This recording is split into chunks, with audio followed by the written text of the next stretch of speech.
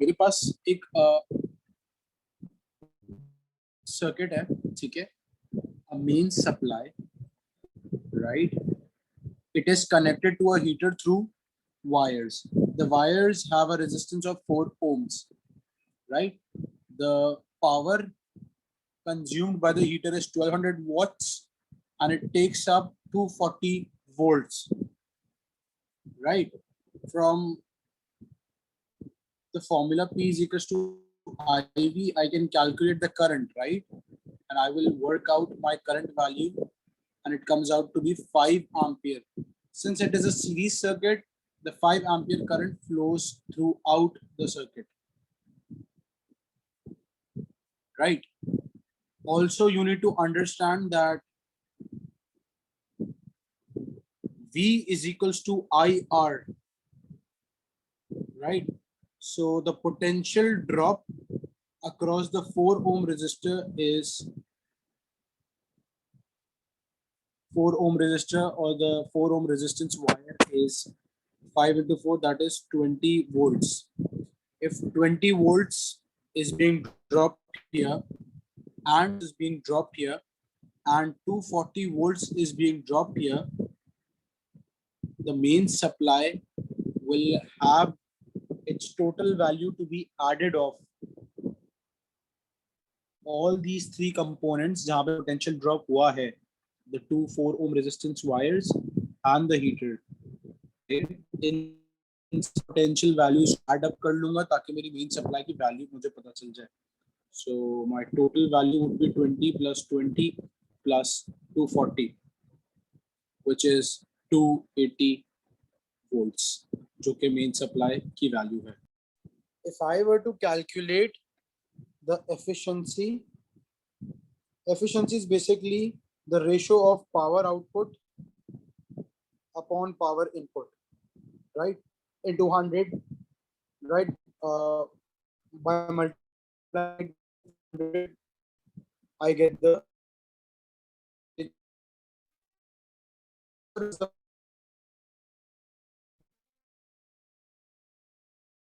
same, which is the reason why it gets cancelled. Why is the current same? Because it's a series circuit, right? And therefore, I have simply substituted the output voltage value, which was dropped across the heater. The heat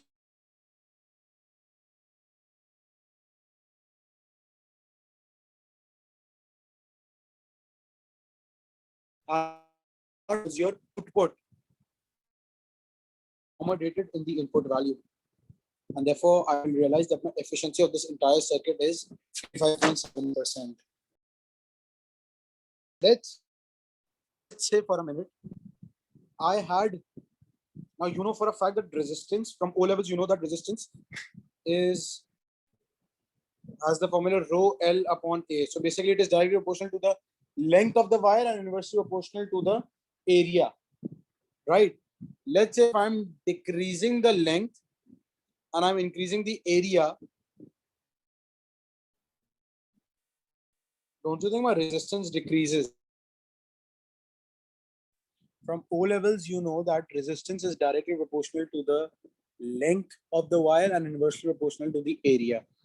If I were to decrease my length and increase my area, don't you think my overall resistance would decrease? Let's say the diameter of the wire is doubled,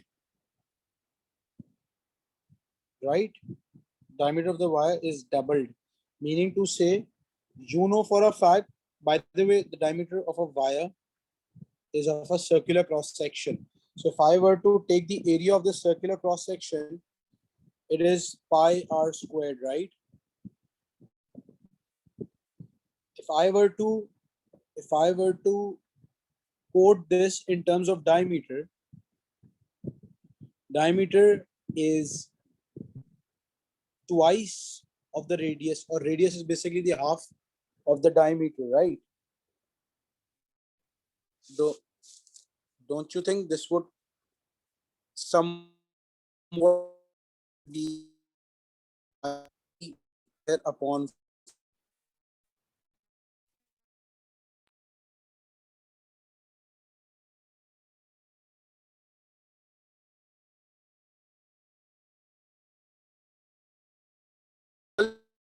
diameter, let's say, don't you think squaring this entire thing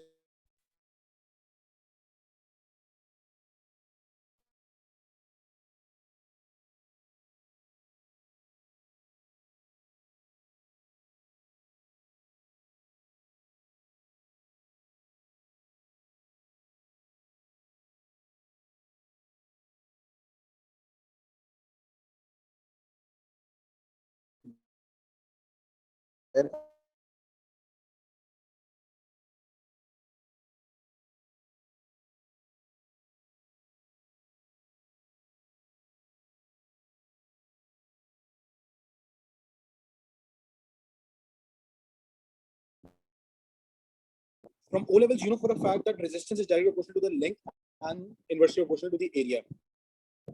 Now, the examiner tells you that the diameter of the wire is doubled. You need to understand something.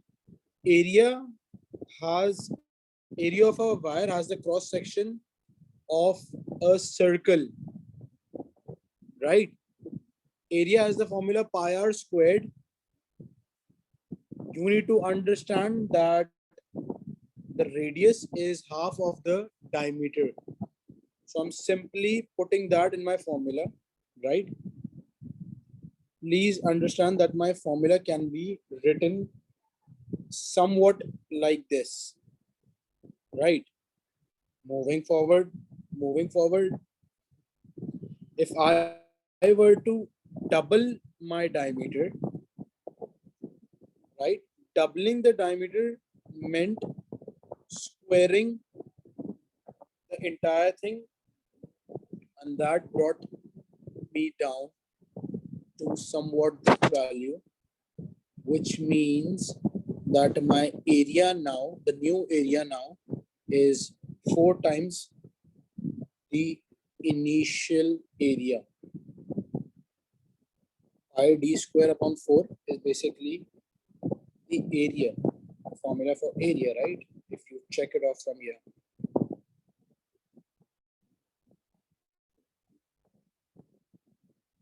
Understand that my area increases by 4 times, right? Which means that if my area is increasing by 4 times, my resistance is decreasing by 4 times, right? Initially, check कर लो आपके पास जो resistance थी circuit में वो थी 4 ohms. Decreasing it by 4 times would mean that अब 1 ohm resistance रह गई है, right? Again, your current is 5 ampere. The 5 ampere current flows through the circuit, right? यहाँ wires में अब drop 5 volts इधर और 5 volts इधर हो जाएगा using V is equals to IR. ठीक है, मेरे हीटर पे 240 वोल्ट्स ड्रॉप हो रहा है, मेरे वायर्स में 10 वोल्ट्स ड्रॉप हो रहा है, तो मेरा टोटल इनपुट मेन सप्लाई का अब जो हो जाएगा वो 250 वोल्ट्स हो जाएगा.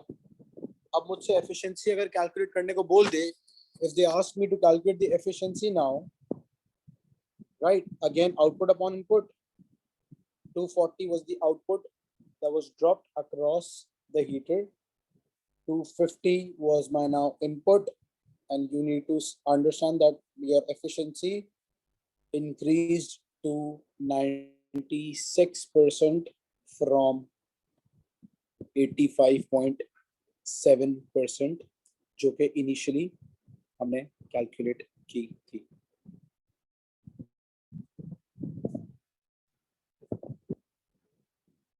As a summary, if the resistance is reduced, your circuit becomes more efficient. Now you need to understand that we are comparing a variable resistor circuit, meaning to say my circuit has a resistor, which can have variable values. Like I can set the resistor to any specific value. I am comparing this with a potential divider. Now, from O levels, you need to understand that the potential divider circuit looks somewhat like this. This is my resistor. Resistor, let's say, has 3 points, A, B, C. Point A is the start. Point B is the midway point. Point C is the far off point, right? Let's say my battery had 12 volts. Now you need to understand that when this is called a sliding contact.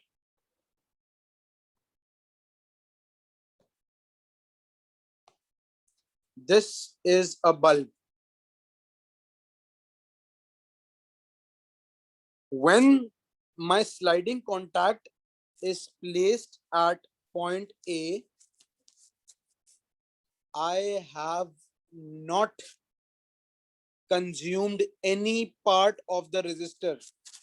And when I have not consumed any part of the resistor, you need to understand in a series circuit, your voltage drop is directly proportional to the resistance because current is constant. I am using this relationship from V is equals to IR. Current is constant. So voltage is directly proportional to the resistor. When you are not consuming any point or any length of the resistor, point A is the zero mark of the resistor. There is no voltage drop and the bulb does not light up.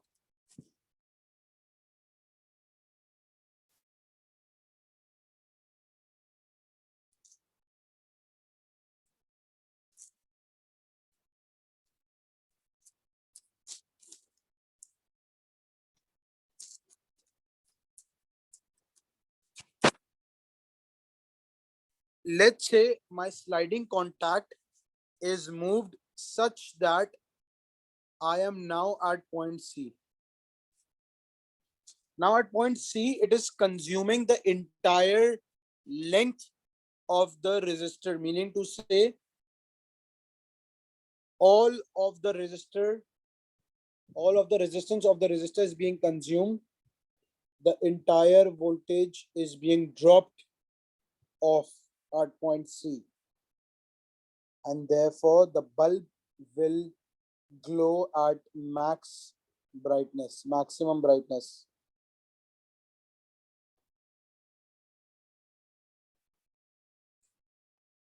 Point B is midway through.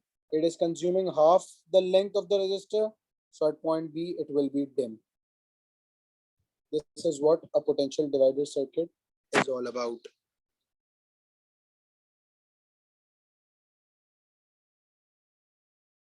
I have a circuit, 12 volt. There's a bulb which has a resistance of 6 ohms. It is connected to a variable resistor. Now let's say when the variable resistor is at 0 ohms. So the entire circuit has the resistance of 6 ohms. You were asked to calculate the current value. You simply applied V is equals to IR and you got 2 ampere as your value. You need to understand that, let's say the bulb started glowing at its maximum brightness at this point.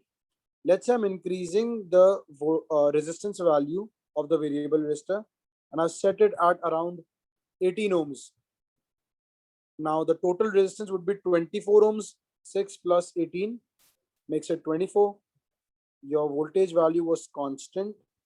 So now the current value is 0.5 ampere as compared to the initial 2 amperes.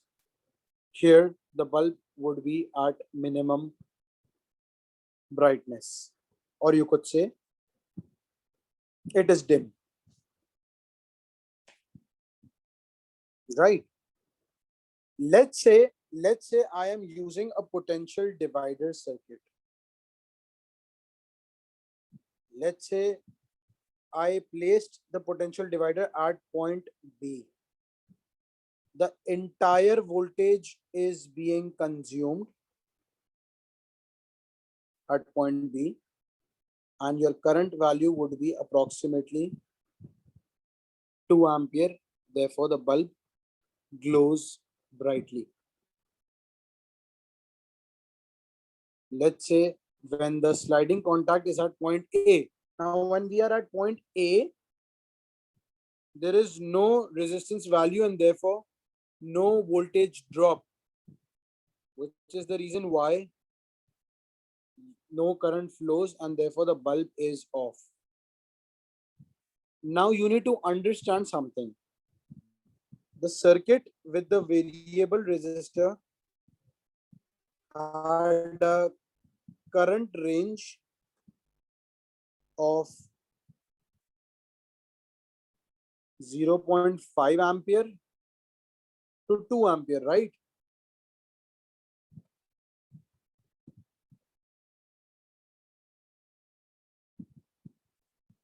Whereas the circuit with a potential divider had a current range from 0 ampere to 2 ampere. Why is this a better choice? Because you have the option to switch off the circuit. Whereas in the variable resistor, even when you try to switch off the circuit, आप variable resistor को 0 पे set कर रहे थे, तब भी कुछ ना कुछ current flow कर रहा था, which is very dangerous.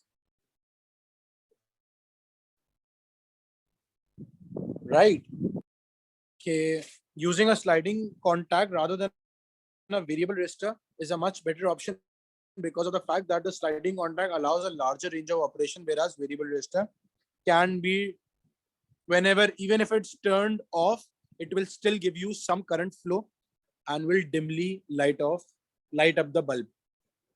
If the variable resistor is set at 9 ohms, still giving some current value. If you were to plot a graph, you need to by the way, this was simply done to plot the graph.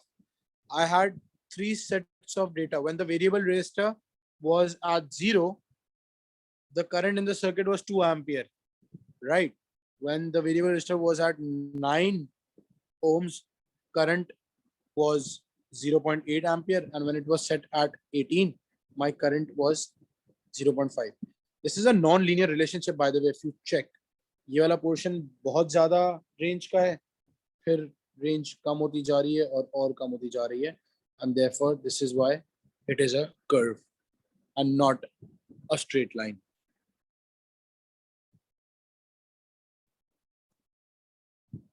Right? Let's say moving forward, you have the formula Q is equals to IT whenever the current is constant. Whenever the current is fluctuating or not constant, you could say Q is equals to I average times T. You are given an example. Current in a circuit is known to increase uniformly from 640 milliamperes to 1280 in 10 seconds. How many electrons will have to flow to create this situation? Q is equals to IT, जिसमें I मैं average ले रहा हूँ of these two values, right? उसको मैंने time से multiply किया, तो मेरे पास 9.6 coulombs आ गया. You need to understand that one electron has a charge of 1.6 into 10 to the power of minus 19 coulombs. तो अगर 9.6 coulombs मेरे पास आ रहा है, तो मेरे पास number of electrons कुछ इतने हो जाएंगे.